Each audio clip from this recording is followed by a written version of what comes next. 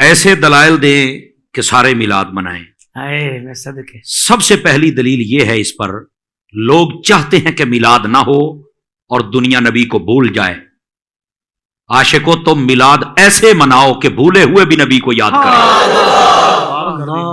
اللہ کر کے یہ سمجھ آ جائے. سبحان اللہ. کمال کمال حضرت. اللہ کر کے سمجھ آ جائے. واہ واہ واہ واہ. اور پھر اگلی بات، یہ جو میلاد شریف ہے نا، یا ابو لہب بتیجا سمجھ کے صرف یہ کہتا ہے سبیبہ کو جا میں نے تجھے آزاد کیا ہے، اس کو قبر کے اندر راحت نصیب ہوتی ہے پیر شریف والے دن. تو میں عاشقوں سے کہوں گا وہ تو کافر تھا، بتیجا سمجھ کے اس نے خوشی منائی، اور تم تو مسلمان ہو اور محمد رسول اللہ سمجھ کے خوشی مناؤ. دیکھنا اللہ تمہیں کتنا انعام عطا فرماتا ہے. واہ واہ سبحان اللہ. یہ دوسری بات ہے. سبحان اللہ. اور تیسری بات بڑی توجہ طلب ہے، اللہ کر کے سمجھ آ جائے. دیکھیے یہ اپنے تو اپنے، اگر پرائے بھی غور کریں نا تو بات ان کو بھی سمجھ آ سکتی ہے. کتاب ہے ایک نشر الطیب، اشرف تھانوی نے لکھی ہے. آپ اس کی شروع میں یہ دیکھیں، وہ جب بھی کوئی مصنف کتاب لکھتا ہے نا تو وہ سبب لکھتا ہے کہ میں نے کیوں لکھی ہے. آپ پڑھیں ذرا اس کا سبب کیا ہے، اور ہمت کریں ساری دنیا کے سامنے بیان کریں. میں مفہوم بتا دیتا ہوں. یہ جو نشر الطیب ہے نا، یہ حضور صلی اللہ علیہ وسلم کے میلاد شریف پر لکھی گئی کتاب ہے. وجہ کیا بنی؟ کہتے ہیں کہ ایک بیماری پھیل گئی، جیسے پچھلے ہمارے 2-3 سالوں سے کرونا پھیلا ہوا ہے، ایسی بیماری پھیل گئی، بندے بہت مر رہے تھے. یہ پریشان، اب کیا بنے گا؟ کمرے میں چھپ کے بیٹھ گئے. اب سوچتا ہے کہ کیسے بڑے بندے مر رہے ہیں، ہر روز جنازے اٹھ رہے ہیں، لگتا ہے باری آنے والی ہے. بیٹھے بیٹھے خیال آیا کہ بزرگ کہتے ہیں یہاں پر میلاد ہو جائے یا میلاد پر کوئی تحریر لکھی جائے، کچھ بھی میلاد شریف کی مناسبت والا کام ہو جائے تو بیماریاں دوڑ جاتی ہیں، سال بھر کے لیے بیماریاں بھاگ جاتی ہیں. یہ بزرگوں نے لکھا ہے. تو کہتا ہے میں نے قلم اٹھایا تو اٹھا کے لے. یہ اشرف خان بھی لکھ رہا ہے.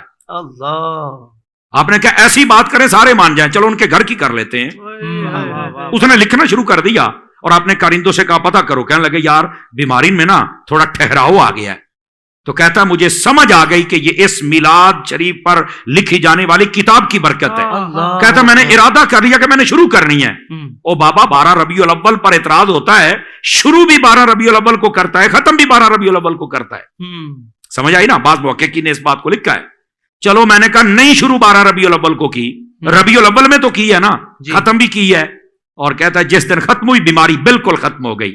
میں نے کہا اللہ کر کے یہ میری بات سن کے کئیوں کی بیماری ختم ہو جائے.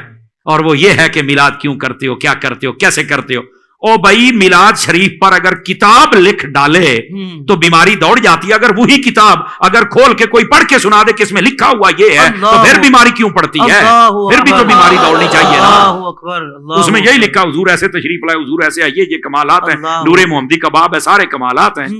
کتاب میں آ جائیں، قلم سے نکل کر کتاب کے ورقے پر آ جائیں، بیماریاں دوڑ جاتی ہیں.